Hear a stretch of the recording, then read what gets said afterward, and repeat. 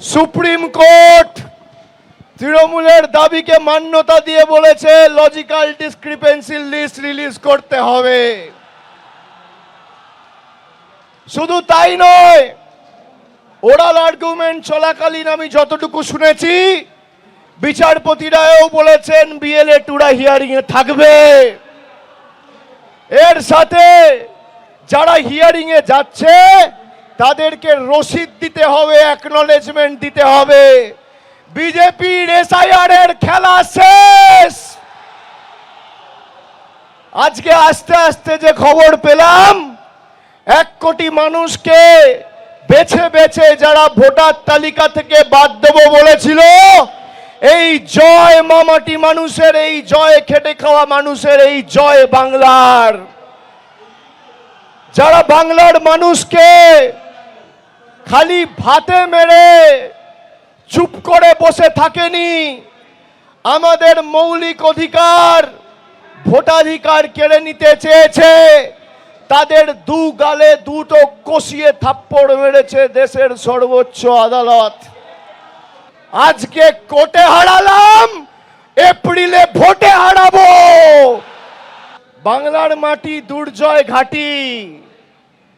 এটা উত্তরপ্রদেশ, বিহার, মধ্যপ্রদেশ, গুজরাট নয়।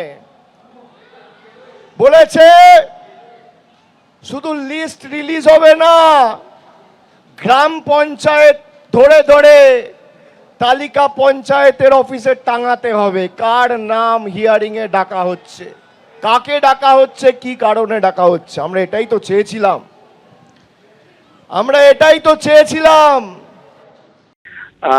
পুরো রায়টা খতিয়ে দেখব। তবে একজন নাগরিক হিসেবে এটুকু আমি মনে করি যে প্রত্যেক নাগরিকের এই অধিকার থাকা উচিত যে যে বিষয়গুলো তাকে হিয়ারিং এ ডাকার কারণ হিসাবে নির্বাচন কমিশন চিহ্নিত করেছেন সেগুলো জানবার, এবং সেক্ষেত্রে কারোরই অসুবিধা থাকার উচিত নয়। কারণ ইলেকশন কমিশন তারা যে পদ্ধতিতে এই হিয়ারিং বা নোটিশ দেওয়া হয়েছে সেটা মানুষের সামনে নিয়ে আসলে তাতে কোনো অসুবিধা আছে বলে আমি অন্তত ব্যক্তিগতভাবে মনে করি না। আর বাদবাকি রায়ের সব অংশ পড়েই এর প্রতিক্রিয়া। সৌভিক মজুমদারের সঙ্গে কথা বলবো। সৌভিক, আজকে সুপ্রিম কোর্ট যে নির্দেশ দিল সেটা যখন তৃণমূল কংগ্রেসের কাছে যখন একটা স্বস্তিদায়ক নির্দেশ, উল্টো দিকে নির্বাচন কমিশনের কাছেও তো ধাক্কা। তার একটা কারণ যদি লজিক্যাল ডিসক্রিপেন্সি তালিকা প্রকাশের নির্দেশ হয়ে থাকে, দ্বিতীয় কারণ নিঃসন্দেহে অ্যাডমিট কার্ড।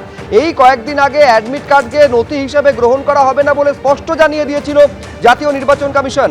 আজকে সুপ্রিম কোর্ট স্পষ্ট বলছে অ্যাডমিট কার্ডকে এসআইআর নথি হিসেবে বিবেচনা করতে হবে।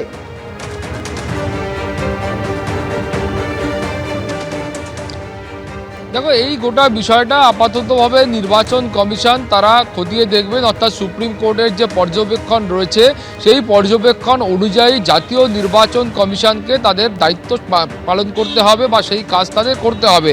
এখন তুমি জানো যে এই যে নির্দেশ আজকে সুপ্রিম কোর্টের তরফ থেকে দেওয়া হয়েছে সেটাকে যেমন তৃণমূল কংগ্রেস একদিকে নিজেদের জয় হিসাবে দেখছেন, অন্যদিকে সাধারণ মানুষ যারা রয়েছেন, সাধারণ ভোটার যারা রয়েছেন, তারা কিন্তু এই গোটা বিষয়টাকে তাদের নিজেদের যে হয়রানি হচ্ছে বলে অভিযোগ করা হচ্ছিল সেখান থেকে খানিকটা সুরাহা পাওয়া যাবে বলে তারা মনে করছেন। তার প্রথম কারণ হিসাবে যেটা বলা হচ্ছে যে এই যে প্রায় 1,36,00,000 ভোটার যাদের লজিক্যাল ডিসক্রিপেন্সি আছে বলে যাদেরকে হিয়ারিংয়ে ডাকা হচ্ছিল, তারা এখন থেকে চাইলে তারা কিন্তু বিএলএদের সাহায্য নিতে পারবেন। অর্থাৎ তুমি বুঝতে পারছো যে অনেকেই এটা অভিযোগ করছিলেন যে শুনানির জন্য যখন তাদের ডাকা হচ্ছে সেই সময় তারা সেই কক্ষে গিয়ে তাদের ঠিক কী কী অসুবিধা রয়েছে, নির্বাচন কমিশন তাদের কাছে কি কি জানতে চাইছে সেই সম্পর্কে তারা প্রস্তুত নন বা সেই সম্পর্কে তারা অনেক সময় ওয়াকিবহাল নয়।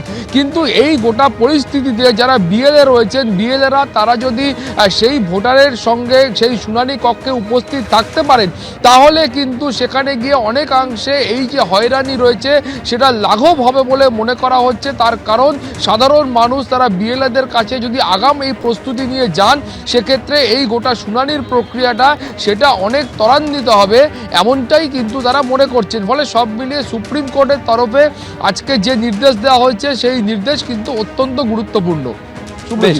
সৌভিক, আপাতত তোমায় ধন্যবাদ। আজকে যে নির্দেশ দেওয়া হয়েছে নিঃসন্দেহে তৃণমূলের কাছে তার স্বস্তি। তৃণমূল কংগ্রেস এর মধ্যে নিজেদের জয় খুঁজে পাচ্ছে। অভিষেক বন্দ্যোপাধ্যায় তিনি একেবারে নিশান, শুধু এই নির্দেশকে নিজেদের জয় বলছেন না, সরাসরি বিজেপিকে নিশানা করেছেন। এবিপি আনন্দ, এগিয়ে থাকে, এগিয়ে রাখে।